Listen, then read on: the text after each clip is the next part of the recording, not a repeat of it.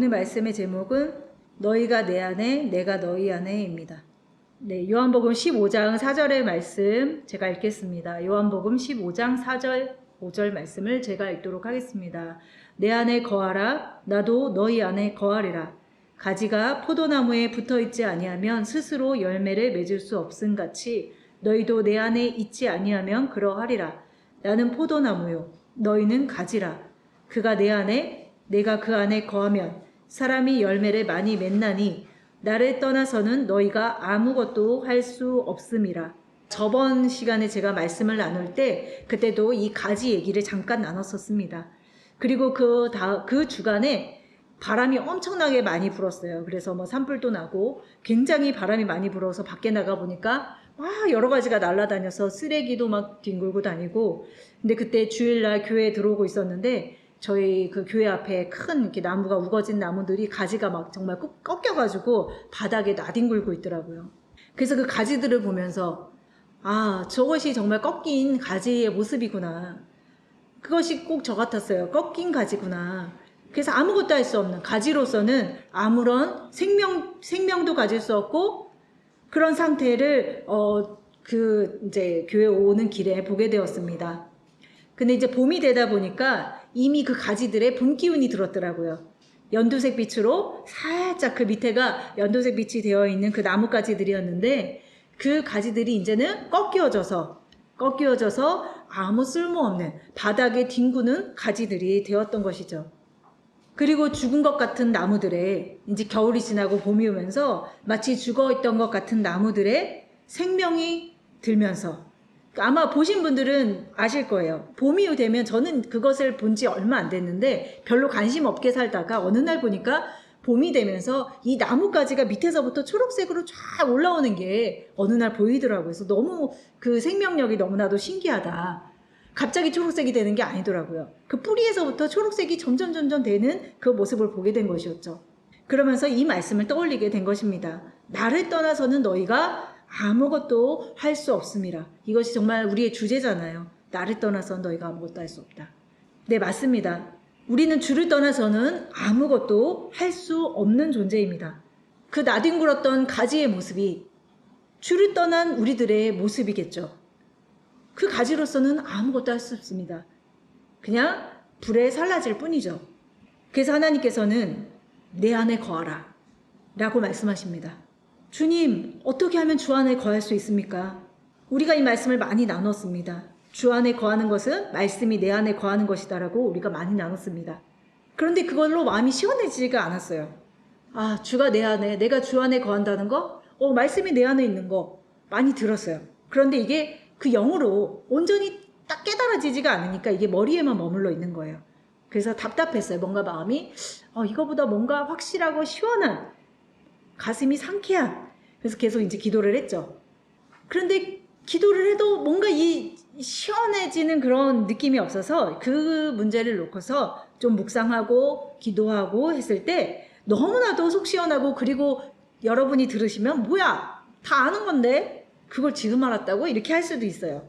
묵상하며 기도할 때 어떤 답을 주셨냐면, 포도나무와 그 가지를 연결하는 것, 그 생명으로 하나가 되게 하는 것은 성령이에요. 성령님. 결론부터 말씀드리자면 성령님입니다. 아까 그 생명력이 뿌리로부터 올라와서 이 가지까지 다 이렇게 그 생명의 기운이 돈다라고 말씀을 드렸잖아요. 결국에 그 가지와 나무는 하나예요. 본래는 하나이죠. 그런데 그것이 떨어져 나간 것이 됐는데 그 나무와 가지를 연결하고 있는 것은 나무가 가진 생명이잖아요. 그 생명이 무엇인가 하면 우리가 너무나도 많이 알고 많이 들었듯이 바로 성령이었다는 것이죠. 근데 저가 마음에 물음을 가졌다고 했잖아요. 늘 들었지만 어떻게 하면 주가 내 안에 내가 주 안에 거할 수 있습니까? 듣는 것과 깨달아지는 순간은요, 이건 깨달아 본 사람만 알아요. 완전히 달라요. 들어서 알고 있는 것과 그것이 어느 날 마음으로 가슴으로 깨달아졌을 때는 이것이 차원이 틀리다라는 것이죠.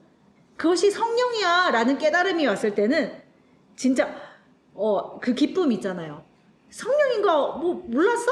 이런 게 아니라 성령이래. 이렇게 단순한, 정말 우리가 모두 알고 있던 그 성령님이 우리 가운데 오셔서 주와 우리를 하나로 만드신데, 이게 깨달음으로 오니까 기쁨으로 오는 것이죠. 오직 그 영을 통해서만이 내가 주 안에, 주가 내 안에 있게 되는 것이죠. 이 외에 다른 것은 없습니다. 우리가 어떻게 하면 할 수 있지? 그 어떻게라는 것이 주 안에서 없어져요. 성령 안에서. 어떻게는 방법이잖아요. 어떻게가 아니에요. 성령님께서 우리 안에 계시면 성령님께서 하시는 것이죠. 예수님의 죽음이, 십자가의 죽음이 우리에게 생명을 주시기 위함임을 우리는 말씀을 통해서 알고 있습니다. 그 성령을, 그 생명을 우리에게 주사 우리가 죽은 자가 아닌 산자로 살게 하기 위해서 예수님께서 십자가에 죽으신 것이죠. 그 영을 우리 가운데 주시기 위해서.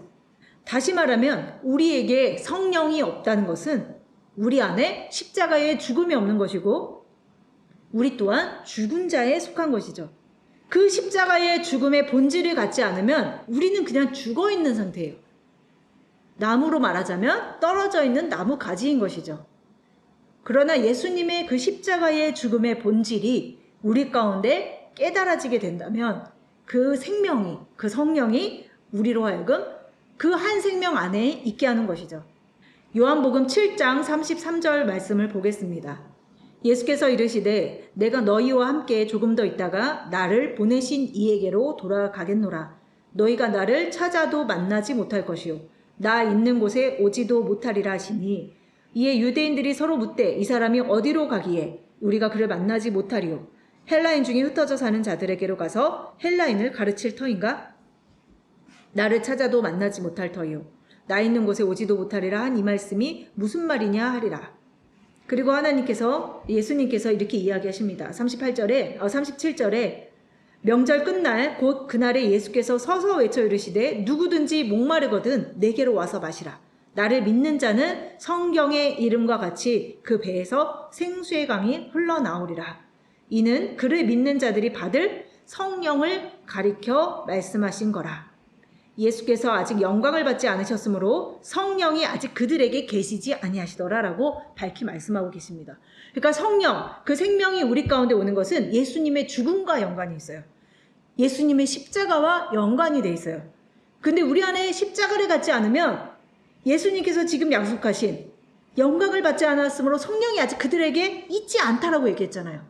그러면 성령이 우리 가운데 오신다는 것은 그 예수님이 우리 안에서 영광을 받으시는 일이 있어야 된다는 것이죠. 무엇으로? 십자가의 그 죽음의 본질을 우리가 갖게 되므로 내 육체가 예수님의 십자가와 함께 죽음으로 그 본질을 갖게 되는 것이죠.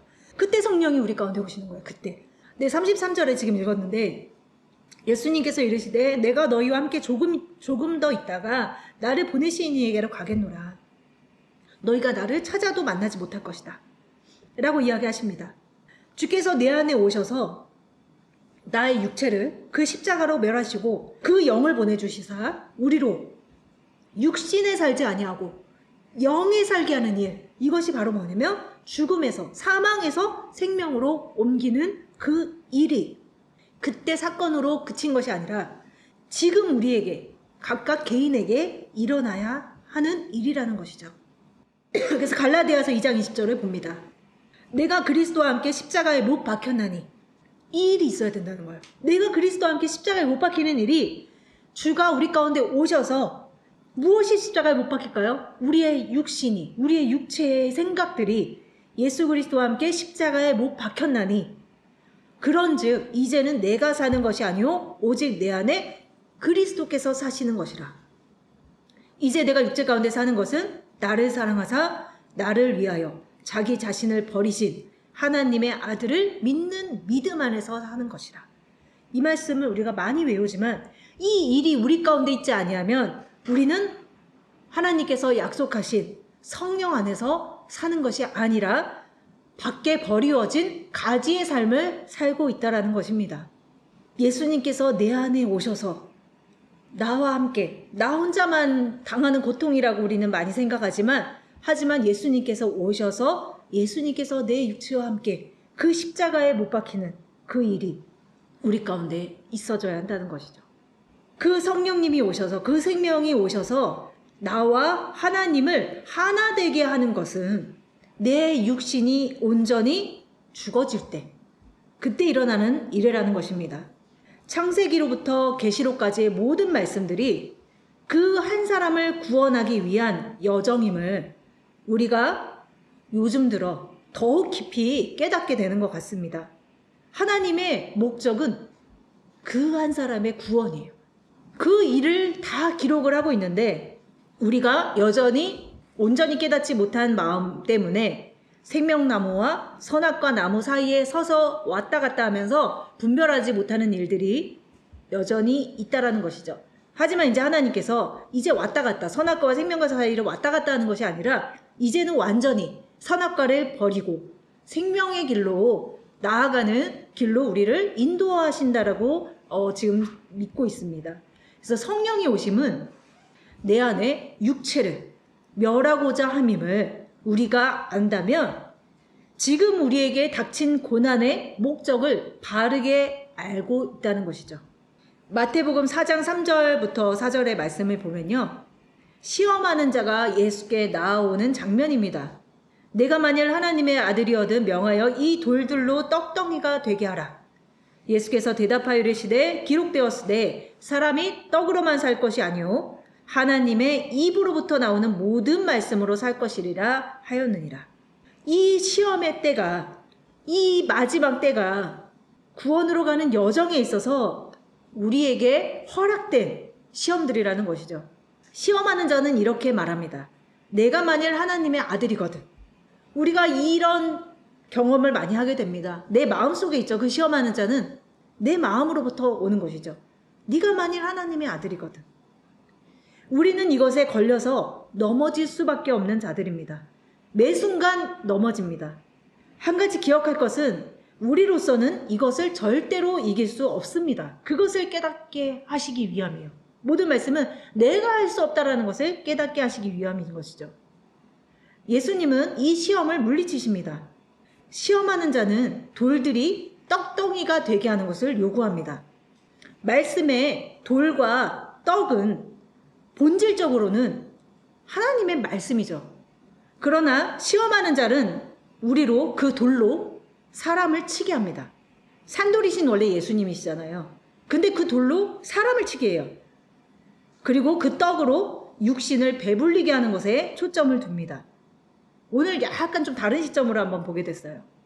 아벨을 친 가인, 그리고 가늠하다 잡혀온 여인이 치려 했던 그 돌. 이것은 하나님의 신실하신 말씀을 가로챈 우리들의 모습인 것이죠. 돌과 떡이 본질적으로는 하나님의 말씀인데 그것을 사람의 생각으로, 육신의 생각으로 취하게 되면 우리는 그것을 사람을 죽이는, 살인하는, 그리고 겉으로 배불리게 하는 말씀으로 변질시킬 수 있다는 것입니다. 배불리고 살찌게 하는 말씀처럼 보이는 그 떡들, 우리가 그것을 분별하지 못하면 애굽에서 나와 불평불만을 했던 그 사람들처럼 우리 또한 이렇게 시험에 넘어질 수 있다는 것이죠. 네가 하나님의 아들인데 이런 고난이 너에게 있다고? 네가 하나님의 아들인데? 왜 배불리지 못해? 왜 평안하지 못해? 라는 시험에 우리가 빠질 수밖에 없다라는 것입니다. 예수님은 이 시험에 이렇게 말씀하십니다. 너희가 떡으로만 살 것이 아니라 하나님의 말씀으로 살 것이다라고 이야기하십니다. 하나님의 말씀을 우리가 온전히 받기 위해서는 우리 안에 스승이신 성령님이 오셔야지만이 우리가 그 떡을 내 육체를 배불리우는 떡으로 취하지 않게 되고요. 그 돌을, 신령한 돌을 사람을 치는 살인도구로 사용하지 않게 됩니다. 그것은 성령님을 통해서만 가능해요. 우리가 아무리 많은 말씀을 깨닫고 지식과 지혜가 넘친다 하더라도 우리 안에 성령님의 조명이 있지 않으면 우리는 반드시 이것을 사람을 치는 도구로 사용하게 된다는 것이죠. 예수님은 사람이 지은 성전, 돌 위에 돌 하나 남지 아니하고 다 무너뜨린다고 말씀하셨습니다. 그것이 있어야지만이 영원히 무너지지 않는 새 예루살렘인 하나님의 성전이 우리 가운데 임하게 되기 때문입니다. 우리가 떡이 아닌, 진정한 떡이 아닌 것들로, 진리가 아닌 것들로 배부르게 했던 그것들이 멸하여져야 됩니다. 네, 제가 그냥 읽겠습니다. 이사야 말씀인데요. 제가 몇 장인지는 지금 정확히 모르겠는데, 오라 너희 목마른 자들아 물로 나아오라. 돈 없는 자도 오라. 너희는 와서 사 먹되 돈 없이 값 없이 와서 포도주와 젖을 사라. 너희가 어찌하여 양식이 아닌 것을 위하여 은을 달아주며 배부르게 하지 못할 것을 위하여 수고하느냐. 내게 듣고 들을지어다. 그리하면 너희가 좋은 것을 먹을 것이며 너희 자신들이 기름진 것으로 즐거움을 얻으리라.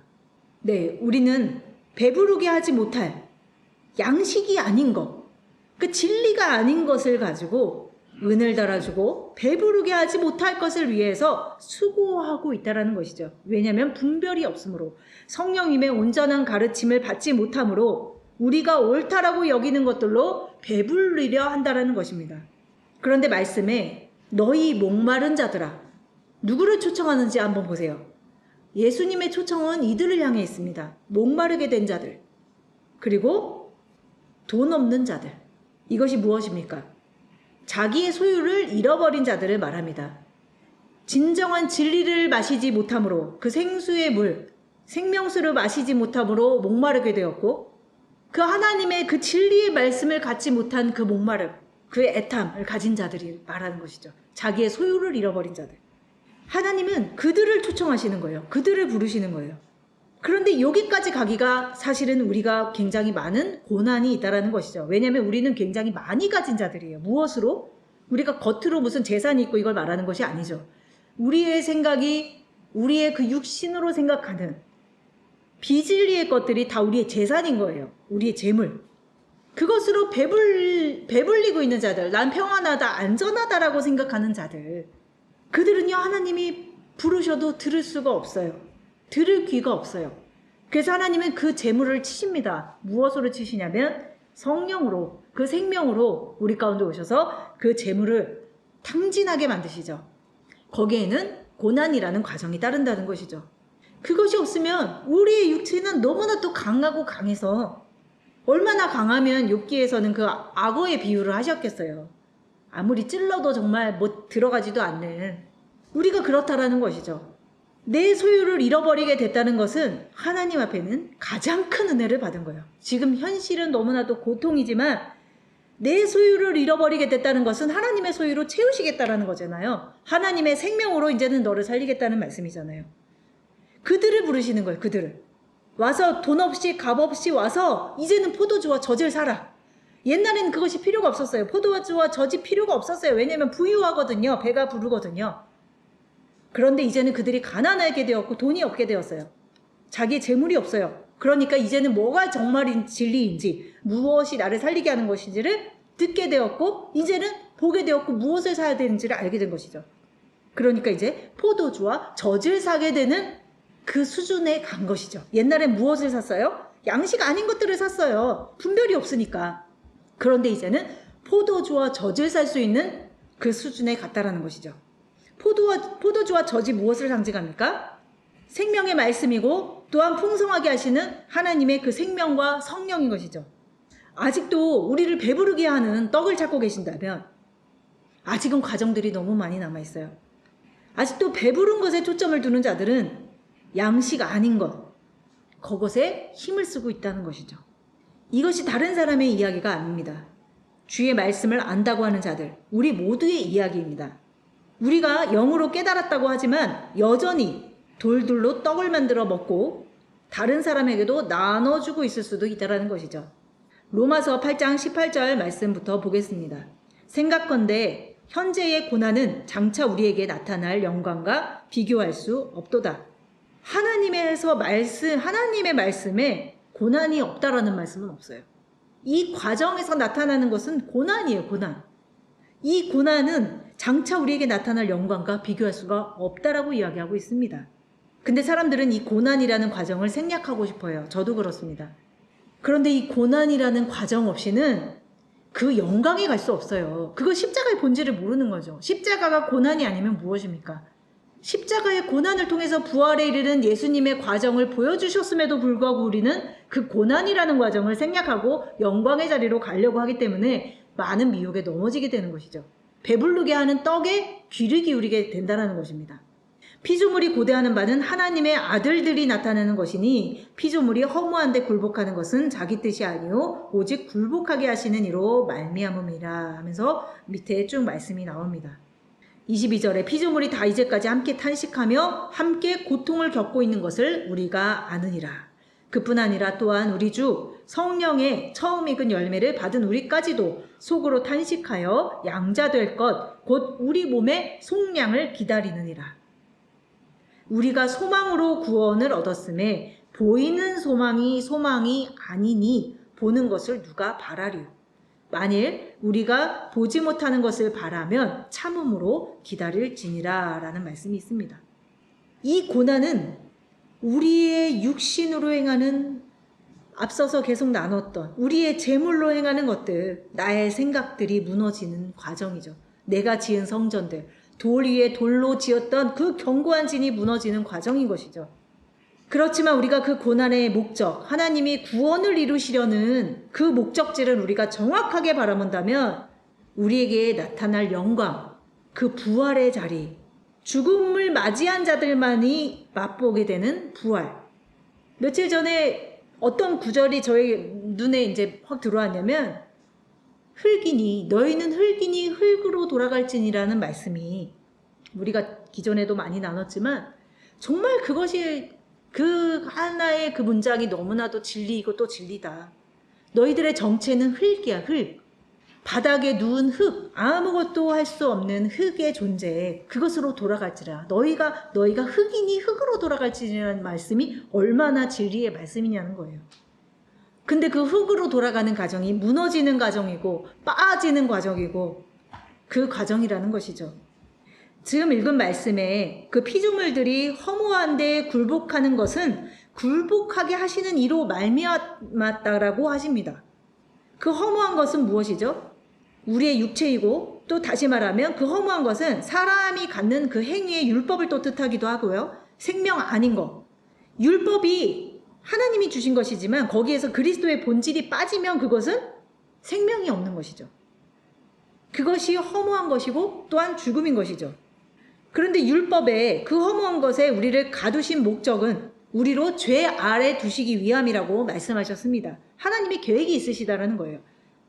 갈라디아서 3장 22절에 그 허무한데 굴복하게 하신 하나님의 그 뜻을 알아야 된다는 것인데 갈라디아 3장 22절에 그러나 성경이 모든 것을 죄 아래 가두었으니 이는 예수 그리스도를 믿는 믿음으로 말미암는 약속을 믿는 자들에게 주기 위함이다. 그러니까 죄 아래 가두신 목적은 뭐냐면 그 인간의 허무함, 육신으로서는 벗어날 수 없는 그 죄, 그것을 깨닫게 하기 위함이라는 것이죠.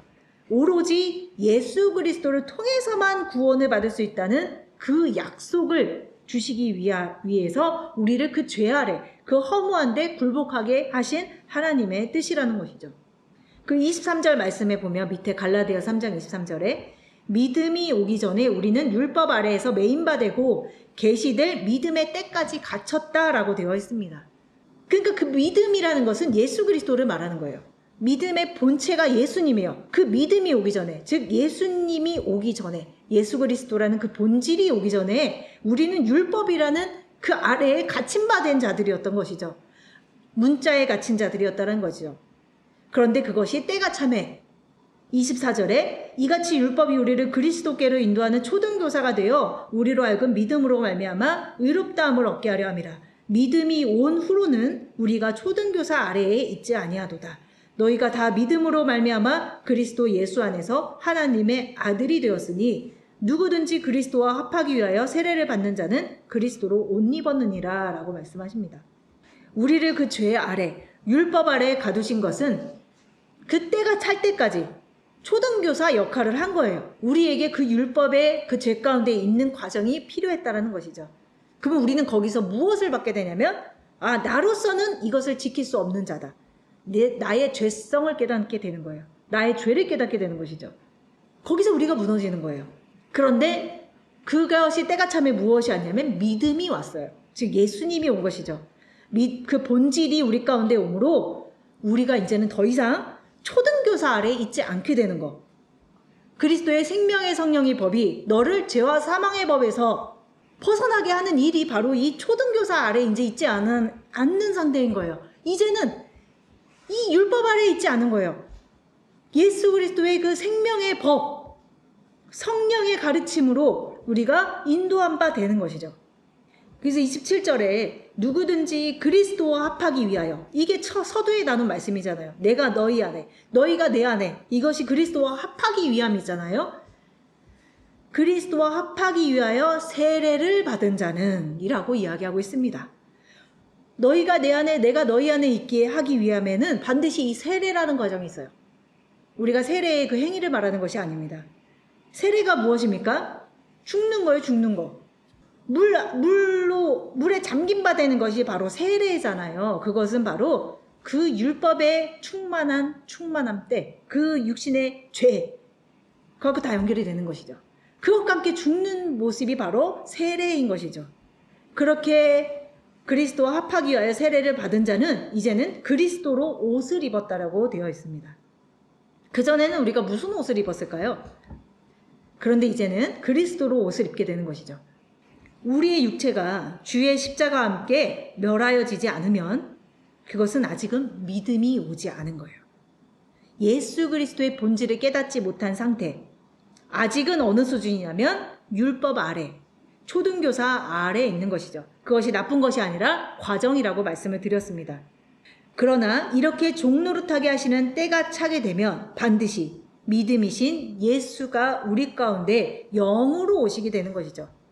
그래서 이제 우리가 초등교사 아래 있지 않고 하나님의 아들로서 그리스도의 옷을 입게 되는 그 과정 가운데 우리를 부르신 것이고 각각 개인별로 다 차이가 있을 거라고 생각을 합니다.